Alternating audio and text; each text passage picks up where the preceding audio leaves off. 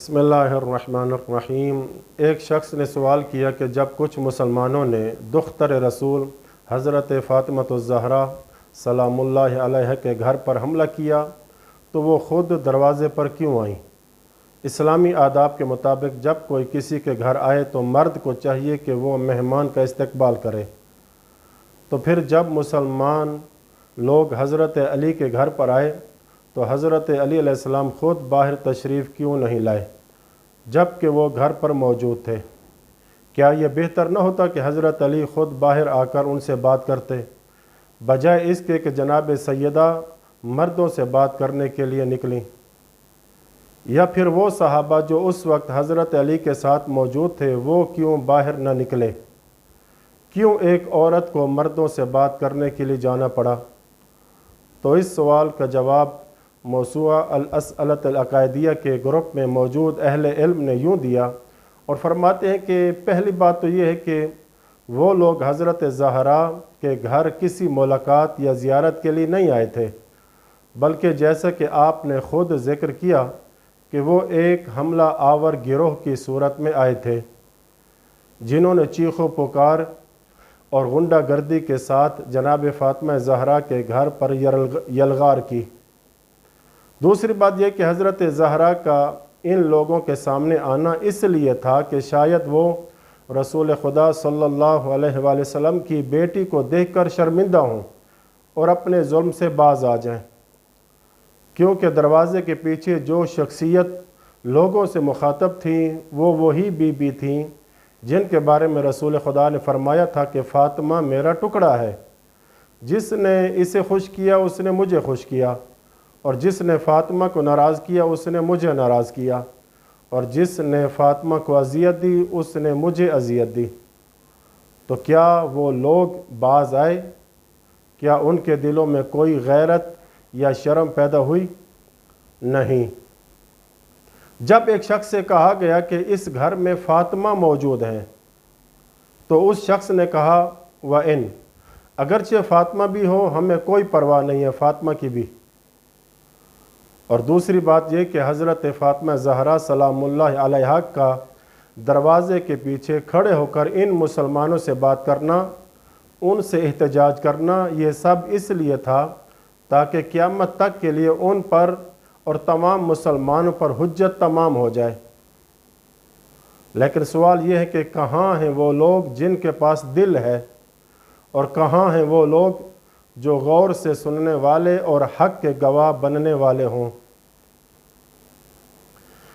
اسی طرح کا ملتا جلتا یہ بھی سوال کیا جاتا ہے کہ بعض لوگوں نے امام علی علیہ السلام کے گھر میں موجودگی کو بنیاد بنا کر بعض شبہات پیدا کرنے کی کوشش کی تاکہ حضرت زہرا پر ہونے والے مظالم کو جھٹلایا جا سکے۔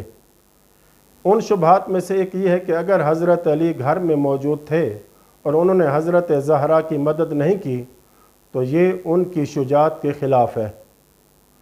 تو اس شبہ کا جواب زیدی عالم ابن حمزہ نے اپنی کتاب الشافی 4 جلد صفحہ 200 میں یوں دیا کہ اگر کوئی مغلوب ہو جائے تو یہ عیب نہیں ہے، کیونکہ غلبہ کسی کے حق یا باطل ہونے کی دلیل نہیں، اور نہ ہی یہ بزدلی یا شجاعت کی علامت ہے۔ امام معصوم ہوتا ہے اور وہ اپنے جذبات سے نہیں بلکہ حکم خدا سے عمل کرتا ہے۔ اگر اسے صبر کا حکم دیا گیا ہو تو وہ صبر کرے گا، چاہے اس کی جان ہی کیوں نہ چلی جائے۔ اس کے علاوہ حملہ کرنے والے امام علی علیہ السلام کو لڑائی پر اکسا کر ایک ایسی جنگ کی طرف لے جانا چاہتے تھے جو اسلام کے لیے نقصان دہ ثابت ہو سکتی تھی۔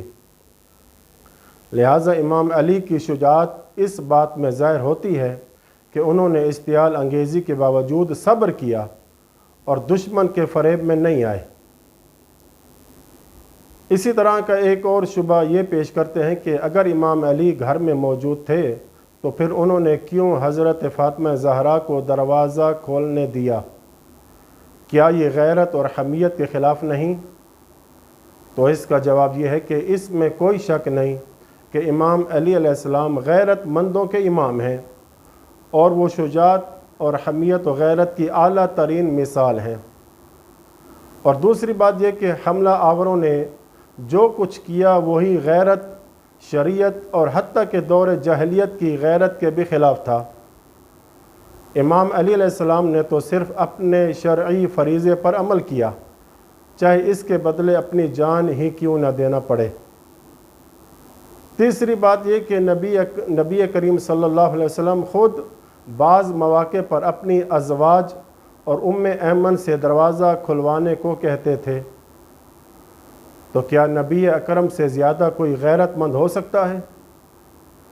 آخری بات یہ کہ حضرت زہرا سلام اللہ علیہا کا دروازے کے پیچھے آ کر احتجاج کرنا اور گفتگو کرنا، یہ سب اس لیے تھا تاکہ دشمنوں پر اتمام حجت ہو اور وہ حق کی طرف پلٹ آئیں، جیسا کہ قرآن سورہ انفال کی آیت 42 میں اللہ فرماتا ہے لِيَهْلِكَ مَنْ هَلَكَ عَنْ بَيِّنَةٍ وَيَحْيَى مَنْ حَيَّ عَنْ بَيِّنَةٍ، تاکہ ہلاک ہونے والے واضح دلیل کے ساتھ ہلاک ہو اور زندہ رہنے والا واضح دلیل کے ساتھ زندہ رہے۔ اللہ سے دعا ہے کہ ہمیں اہل بیت علیہ السلام کے ساتھ متمسک رکھے، آمین یا رب العالمین، وصلی اللہ علی محمد وآل بیتہ الطاہرین۔